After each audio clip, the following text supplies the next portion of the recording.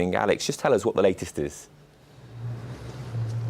Well, what we now know, the police have just confirmed that the two men were aged 25 and 36. Now, Sony has also confirmed that they were both members of catering staff here at the Sony headquarters in Derry Street. Now, when the incident occurred at 11 a.m, the police were quick to arrive. They closed off the top of the road and some of the high street in Kensington itself. Their armed police swooped in. They went into the building and evacuated all the staff that were in there. Paramedics shortly followed to make sure that they were there to treat the injured parties.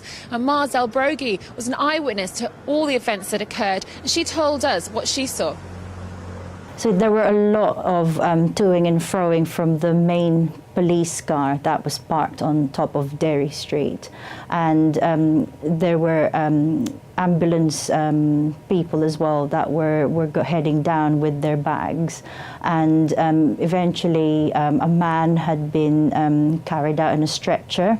He's alive, and he was on his tummy, and he ended up going into the ambulance, and then about a minute or two later there was another person that was with 2 or 3 other policemen. I can't quite remember, but there was a man that followed, and he was walking with them, and it was all quite civil, all quite peaceful, no struggle, nothing like that, and he was escorted into a police car.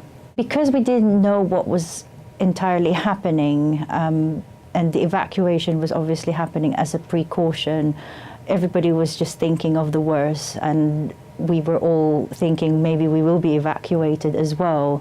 And so it was really reassuring to see how the police had responded so quickly, and you know that everything had been handled very quickly, and in no time Derry Street and High Street Kensington is back to normal. Now, we've heard from an employee here at Sony headquarters that as soon as they were allowed back into the building, they were asked if they wanted to go home. And now that this building behind me is actually a crime scene until they find out what went on. But police have told us that both men have been arrested and both remain in hospital.